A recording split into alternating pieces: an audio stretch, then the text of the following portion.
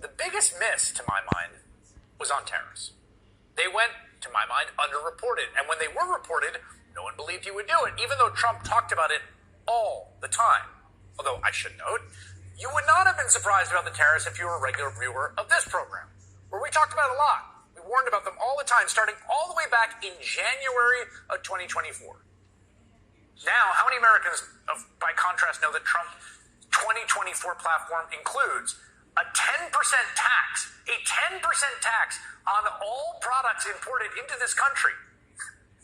Everything. Think of all the things that are imported, which would make everyday goods like considerably more expensive. That 10% tax thing, the 10% tariff, like, I'm going to bet that's the first time you heard. And again, we're going to cover this, right? I mean, in the campaign, Trump effectively said this. Yes, America, I know your number one issue is prices are too high, but don't you worry. I'm going to bring them down day one by raising prices on everything imported. That was his pitch in a nutshell. It made no sense at the time. It makes no sense now. But here we are. Trump inherited an economy that was quite literally the envy of the world, and he's basically tried to destroy it in just 100 days. All in pursuit of this one issue, tariffs, that he's been absolutely obsessed with dating back at least 40 years. He thinks that his own force of will is so powerful that he could overcome reality itself. He insisted during the campaign, and insists now, that American consumers will not pay the tariffs, that the foreigners, those exporting countries will. That is not true. Everyone on Wall Street and in Washington and every economics department in the country has been running around screaming this for a month. It's an import tax. It's a sales tax on imports. Trump thinks he can keep this going like Wile E. Coyote when he's been absolutely obsessed with dating back at least 40 years. He thinks that his own force of will is so powerful that he could overcome reality itself. He insisted during the campaign, and insists now, that American consumers will not pay the tariffs, that the foreigners, those exporting countries will. That is not true. Everyone on Wall Street and in Washington and every economics department in the country has been running around screaming this for a month. It's an import tax. It's a sales tax on imports. Trump thinks he can keep this going like Wile E. Coyote when he runs off the cliff and doesn't look down. But the data is coming in. Prices are going up. Here's a great example. Look at the popular Chinese e-commerce retailer Temu. It sells a bunch of clothes, tchotchkes at very low prices, with the caveat that you are importing them directly from China. Thanks to Trump's tariffs, importing a bunch of cheap stuff directly from China just got a lot more expensive. So Temu, Chinese-owned firm, added a line during checkout to show exactly how much Trump's tariffs are costing you. CNBC ran the experiment. Here it is, $30 to purchase 2 items of clothing from Temu, free shipping, and then $45 in import fees, those being Trump's tariffs, meaning your $30 order is now $75. See, to be very clear here, China's not paying those tariffs. Temu sure as heck isn't paying them. You are paying those tariffs, of course.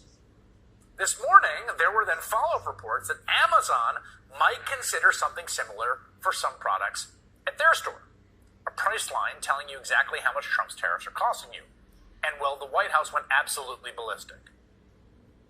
I just got off the phone with the president about Amazon's announcement. This is a hostile and political act by Amazon.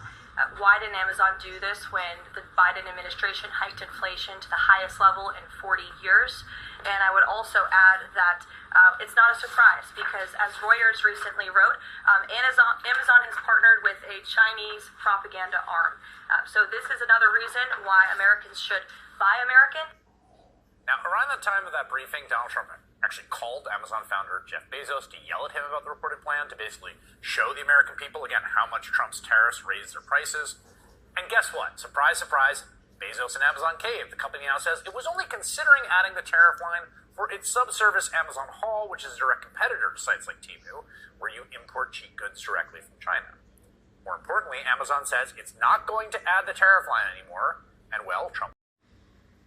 How did your call with Jeff Bezos go? Great. Jeff Bezos was very nice. He was terrific. He solved the problem very quickly. And he did the right thing, and he's a good guy. It's always nice when a couple of billionaires get together to hide the cost of prices from people who are buying stuff. But look, Jeff Bezos understands the score, right? Here's the thing. Donald Trump wants direct control over the American economy. It's really striking the degree to which this is not a person who believes, even in principle, in free markets. He doesn't like free markets. He basically wants a planned economy controlled by him. That's how he describes the economy. That means he's allowed to run the country like a kind of corrupt mafia state, right? Where he shakes down big companies, he uses adversaries, he cuts sweetheart deals to his friends. His own Commerce Secretary effectively agreed that even talking about the tariffs is an attack on the White House. If a company were to say, we're raising prices because of the tariff, is that a hostile act? I think if you go out of your way to try to make it seem like your price has changed when it's nonsense, okay?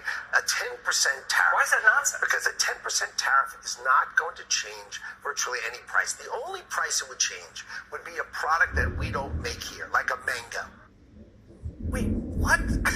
First of all, people will absolutely notice that prices rise by 10%. Second,